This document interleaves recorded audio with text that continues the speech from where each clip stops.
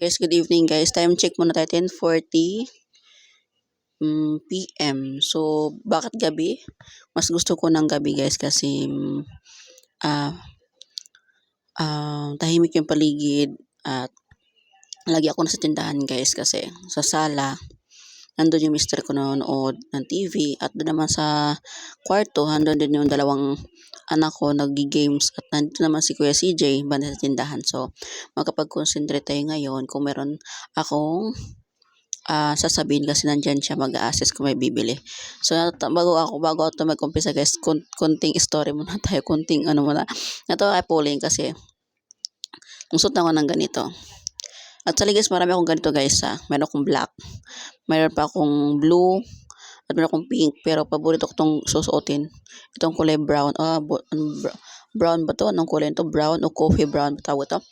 At sabi niya, "Mama, aalis ka. Sama ako." Natawa ako, akala niya aalis ako. Pero dito lang naman ako sa tindahan. Ano lang, mag-video lang. So, ayun. So, ngayong gabi na to guys, ngayong gabi may pag-uusapan tayo guys, no? So, since na trending daw ito, sabi ng kaibigan ko, daw, shout out tayo kay Ana Lorraine Pimentero. So, request niya ito guys. Itong topic natin ngayon. So, alam ko na maraming makarelate nito guys. Kasi, lalo dun sa mga tulad ko na kilala din ako nung ako'y maliit pa at yung mga kaedad ko din doon sa amin sa probinsya ng Mindanao po. So, proud to say Bisaya. So, ang topic natin ngayon guys is base lang din sa siyempre sa akin kasi pansarili po ito guys Siyempre, hindi tayo magbisaya. Kahit Bisaya ako guys, hindi ako magbibisaya kasi kaming mga Bisaya, marunong kami magtagalog. Pero yung mga Tagalog talaga na pure Tagalog, hindi po sila makaintindi ng Bisaya. So, magtagalog po tayo. So dahil sa mga natatanong po pala na bakit ako nagtatagalog, Bisaya naman ako. Siyempre guys, yun nga tulad ng sabi ko, tayo mga Bisaya, marunong tayo magtagalog. Ang mga Tagalog, hindi po sila makaintindi ng Bisaya. So, dapat mag-adjust tayo. Ako po ang nag-adjust. Lalo doon sa mga team ko dyan. So, kaway-kaway dyan sa mga team ko. Sa Team Payaman, sa TPC. Hello guys, good evening sa itan lahat. So, ito, pag-usapan natin is paano mo na realize na mahirap ka nung bata ka pa. So, yun. So, yun ang pag-uusapan natin. Sa ako, wait, nalagay ko lang ito dito guys. Ayusin ko lang. So, ayan, hindi ko na hawak yung mic natin. Pero, for sure, klaro pa naman tayo kasi yung mic ko medyo malaki. Okay, pasensya na. Kape tayo guys, by the way, kape tayo. So, yung kape ko malamig na. So, ayan. Para sa akin guys, sa tanong na to na paano mo na-realize na mahirap ka nung bata ka pa. For me, sobrang relate ako dito. Kasi, nung balit pa kami guys, sunod kasi kami si kuya ko, Kuya Ronel ko, ako, si Lia, si Raymart, at yung bunso namin si Rinel. So, nung kaming tatlo talaga, sabay kami niyan. Si Kuya Ronel, ako, tsaka si Lia, sabay kami. Halos isang taon ng agwat namin. So, Doremi kami. Bago dumating si Raymart. Kasi si Raymart is, si Lia, si Kuya, ako, si Lia, si Raymart, si Rinel. So, kaming tatlo, paano ba? So, kaming tatlo, ganyan lang. Kaming tatlo, halos magkasunod kami niyan. Okay. So, danas talaga namin yung hirap. Sige lang. Alam mo yung bumili, nung dati pa, nung baby pa lang, ni baby malit pa lang kami. Ulam namin kadalasan ginamos guys. So, kaya hindi ko malilimutan yung ginamos na yan kasi dyan kami lumaki. At bibili kami ng ginamos 10 piso. Dati kasi guys, ang ginamos sa pumbis, madami na yun. Makabili ka nga ng 3 pesos na ginamos yan. 3 pesos na ginamos sa ngayon kasi mahal na ang ginamos. So, mabili mo sa tindahan. Although, meron akong tindang ginamos dito guys sa tindahan. So, 10 po ang takal. So, dati sa Mindanao, noon pa nung kaedara namin, kapahunan namin, so kaway-kaway dyan sa mga batang 90s, dyan, okay. Sa mga kabatch ko dyan, at doon dati makakabili pa kami ng bali dos na ginamos. Ayun, pag ano namin yan, ako, si mama, si papa, yung mga kapatid ko, yung ginamos na yan guys, yun ang ulam namin yan. Buong araw na po yan, hanggang gabi na po yan. Alam mo yung ginamos, nilalagyan pa namin ng tubig yan guys, kasi syempre maalat, para madami, para may sabaw siya. Nalagyan namin ng sabaw, nilalagyan namin ng bitchin, para may lasa, para isasabaw namin siya sa kanin. Ayan. Ayun ang ginagawa namin para makasurvive lang kami sa buong araw pang ulam namin.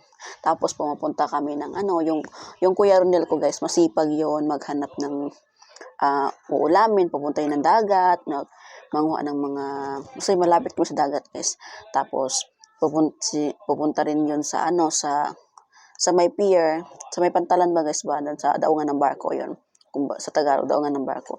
Marami kasi dong mga guys, mga saging na reject na yun, tatapon na lang siya. Pero pwede pa siya yung saging na guys, yung hati na napakapakan na ng mga tao, yun ba, yung pakain na lang sa baboy, yung ganun. So, kinukuha namin yan, tapos inuwi sa bahay. Inuulam namin yan, guys. Ayan, tuwan-tuwa na kami dyan kapag may saging na, tapos party namin sa ginamos. Tapos, guys, for sure, marami ang hindi nakaranas ng ganito. Kunin ko lang yan. Ito for sure, marami dito hindi pa alam itong inuulam namin, itong magic sarap, di ba? Magic sarap. Dati kasi, guys, may magic sarap na talaga eh. Kailan ba magic sarap? Naabutan ko na to eh. Alam mo ginagawa namin dito? Bumibili kami ng itlog. Dati bura pang itlog eh. Naranasan kong sa amin, nakakabili kami ng itlog na 5, 4, yan. Tapos isang itlog guys, namin yan, babattle namin yan, lagay sa mangkok, tapos lagyan siya ng tubig, nalagyan ng isang basong tubig or more than pa, isang puno ganito guys, na tubig, tapos nalagyan namin siya ng ito, magic sarap. Saka na namin siya iprito, o sa mantika. Kasi masarap yun guys, may sabaw. Para siyang manok na nagisa ka ng manok. Ganon siya ang lasa. Tapos may sabaw, para na siyang ginisang manok na may sabaw. Parang ganon na way na pagluluto natin ngayon, na magluto tayo ng manok na nag-igisa muna, tapos lagyan siya ng sabaw. Ganon siya ang lasa. Tapos naghati-hati namin yan. Ang sarap nun guys, promise. Subukan nyo. Kasi ito, yan po inuulam namin, tsaka yung isang pirasong itlog. So, yan. Excuse me.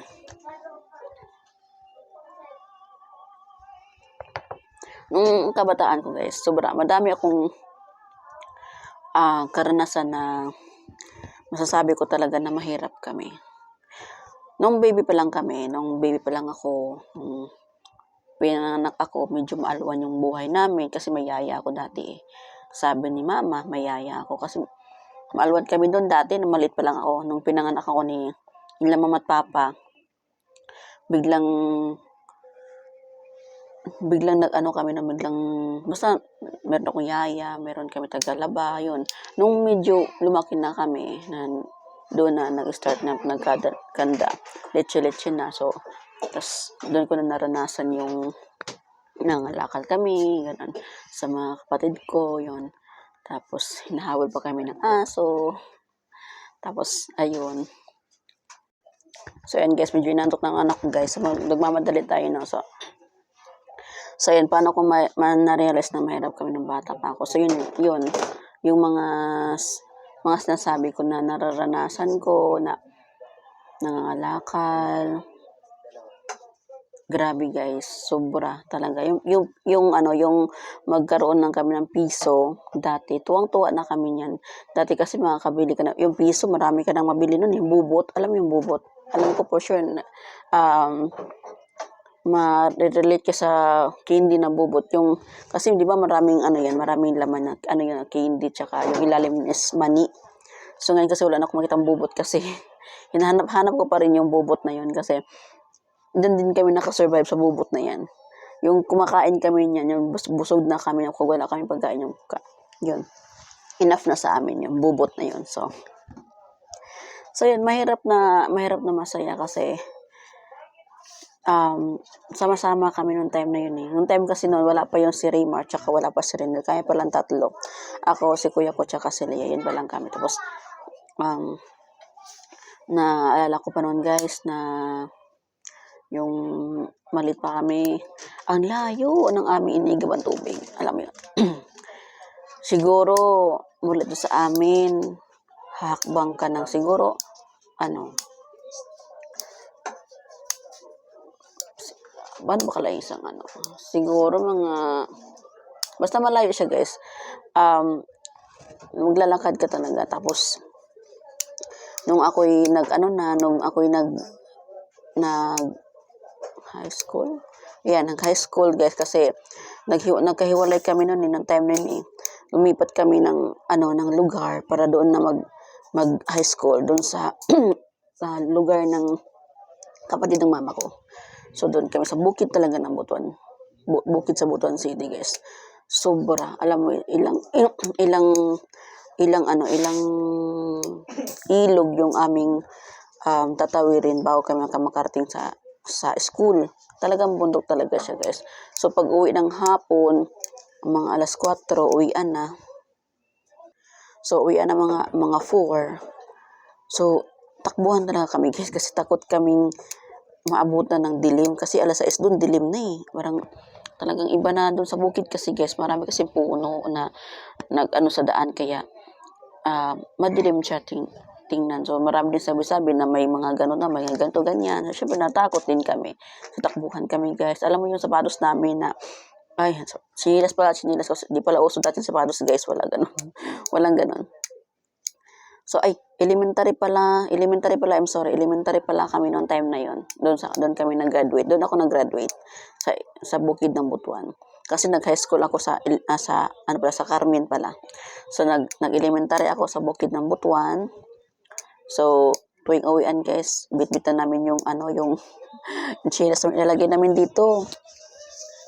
Pwede nga chilas, may chilas ba dyan, nak? Aming mga sleeper dati guys, Spartan. Alam mo yung makapal talaga siya na, ngayon kasi mga sleeper ngayon, mga crocs na, yung ganun. Wala naman dati yan eh. So, yun, hinubad namin yan guys, nalagay namin dito kasi takbuhan na nga kami. Ayun. Tapos, kailangan makarating na kami doon sa bahay nila nanay bago magdilim kasi nakakatakot nga. So yun, maraming mga guys, maraming mga experience, marami akong ikukwento about nung kami nag-elementary, nung bata pa kasi nga nagkahiwalay yung landas namin. Ako lang po nagpatuloy doon. Ayun. Tapos yung kapatid ko naman, si Leia, doon sa walang pinsan namin. Tapos si kuya naman, basta kami guys. Pero nung high school na kami, ayun, ganun pa rin, watak-watak pa rin kami. Pero ako nagpapatuloy pa rin ako sa pag-aaral hanggang nakatapos ako ng high school. Kasi yung kapatid ko si kuya, hanggang elementary lang po siya. Tapos yung si Leia naman, di siya nakatapos. Pero nakapag-ALS po siya. So, meron po siya diploma. So, ayun. Kaya, sabi ko talaga na grabe. Kaya, hanggang ngayon, nag-uulam pa rin ako ng ginamos. Guys, proud to say na may ginamos ako sa tindahan. May ginamos yun ako sa loob ng bahay namin. Kung doon sa kusina. Kasi, yan po yung kinalakihan naming ulam. Ulam ginamos. So, dati guys, pag makaulam kami ng sardinas, tsaka noodles, tuwang-tuwa na kami. Pakiramdam namin, mayaman na kami. Alam mo yung pag makabili kami ng Coke, sabi ko mayaman na tayo kasi nakabili tayo ng Coke. Sabi ko mayaman na tayo kasi nakabili tayo ng Coke. Grabe. Samantala ngayon, ang Coke ginagawa ng tubig. sabi ko grabe. kung babalikan ko yung ano ko, kung naano ko guys, nakakaiyak na nakakatawan, nakaka-proud. Kasi kahit ganun na-survive namin yung ganung sitwasyon. So, proud ako sa sarili ko, proud ako sa mga kapatid ko na kahit ganun kami, masaya kami. So, proud ako dun sa mga kabatchmate ko na nagkasabay ko din sa mga lakal. Parehas kami natatakbuhan pag hinahabol ng aso. Nabubog pa ako guys dahil dun sa hinabol kami ng aso kasi nga umakit kami sa bakod eh. Kasi tumalon kami sa bakod kasi nga hinabol kami ng aso, tapos dumating din yung time guys na syempre na will known kami na mga ngalakal na mga bata. Kalakal nga ang tawag sa amin eh. Yung sa Bisaya pa iba. So Tagalog ka lang, nangangalakal ng mga bata, basurero na ganun. So every time na may mawawala doon sa mga gamit sa mga karatig namin lugar or karatig ba na barangay, so kami yung tawag doon, kami yung pinagbibintangan. Kasi kami ngayon nangangalakal, so pinagbibintangan kami. Pero hindi naman kami nagnanakaw guys. Ang kinukuha namin yung kalakalan talaga, hindi kami ganun. So ayun, so meron naman kasing magnanakaw din sa amin na kilala rin namin, so kami hindi kami magnanakaw, talagang nangangalakal lang kami. So, yun na, pag-ibalikan ko yung mga araw na yun, guys. Sobrang, grabe, sabi ko, grabe. Iba yung feelings, guys, na naranasan mo yung ganong sitwasyon na unti-unti ka rin umaangat sa buhay. Na, nagpursige ka talaga na hindi habang buhay na ganon ka lang. So, ako nagpursige ako, guys. Kitain naman, ibang-iba na ako dati. Makikita naman talaga yan guys sa mga makilala ko dyan. Hello sa inyo. At proud din naman ako, tandyan pa rin sila kahit, kahit minsan na nagko-comment, minsan na kasi alam nila na busy rin ako. Pero guys, busy lang ako guys, pero hindi ako nakakalimot sa mga taong malapit sa puso ko. Anytime nandiyan dito pa rin sa Ate Lisel sa inyo guys. Pwede yung kausapin anytime, pwede kayo mag-chat, huwag kayo mahiyang mag-chat sa akin. Hindi naman ibig sabihin na busy ako, nakalimutan ako ng kahindigan yun. Hindi ako nakakalimut guys. Hindi ako basta-basta nakakalimut sa mga tao malapit sa puso ko. Yan. So yun ang kwento ko guys. Paano ko na-realize na mahirap ako nung bata pa, di ba? So kaway-kaway dyan sa mga kabatchmate ko, sa mga kilala sa akin, dyan sa bukid sa Butuan, at doon sa kabatchmate ko dyan sa Carmen National High School, sa mga teacher ko dyan, hello. Sa'yo na hindi ko sila friends sa Facebook, pero kung makita nila to, ma'am, thank you so much. At napakabait ng mga teacher dyan, naintindihan din nila yung mga estudyante nila na kung wala, hindi sila namimilit. So, yun. So, yun lang po guys. Medyo umaba na po tayo. No? So, kung may ma-relate kayo dun sa topic ko, so, pwede kayong Although marami pa akong ikikwento guys, pero yung anak ko kasi inaantok na. Gusto ko na patulogin din kasi may pasok pa siya bukas. So, ayun na po guys. Good evening po sa ating lahat. God bless po.